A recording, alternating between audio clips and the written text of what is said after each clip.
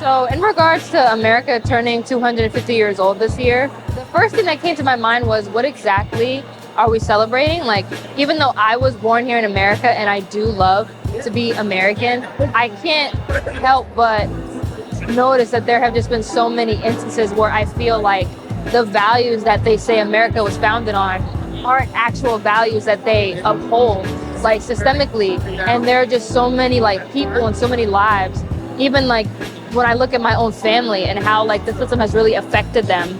And I just don't think that it's fair to act like that doesn't happen. And I especially feel like with everything that's going on right now, like especially in the creative sector, I feel like I have to use my work as a way to respond to that. And I feel like as an American, I feel like I have a right to critique my government with my work.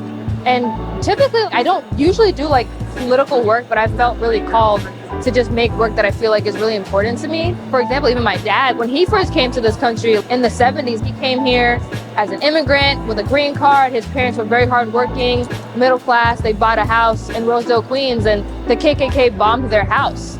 You know, and they put a hit on my father when he was only 12 years old. And like seeing like how that trauma has affected him and like the other members of my family, that has like just passed down like to generations after them. Like it's even affected my own relationship with them and the capacity that they have to like live like meaningful lives. He always says that he really loves to be an American and he really grew up here, but he describes himself as a patriot without a country because the very country that he loves and he wants to be a part of has literally tried to kill him several times, you know, since he's been here. I'm honestly upset about that. And I'm upset that I feel like him and his family didn't get any justice, but their story isn't the only one that's like that. I feel like we're still seeing the implications of that system. And my question is, okay, we're 250 years old. What changes are we gonna make? So this piece, it's called A Patriot Without a Country. This is a portrait of my father.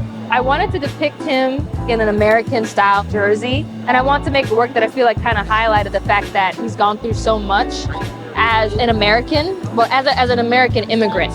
This one is titled Awaiting the Executioner, and it's a portrait of George Stinney. He's the youngest American in US history to ever be executed with an electric chair. He was executed in 1944 after going through an unfair trial. And it's just a story that almost kind of like reminiscent of like right now.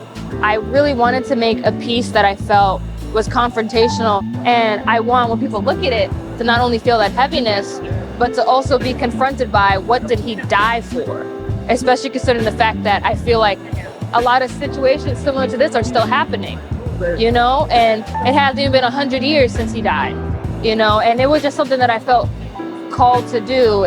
I just had to make it.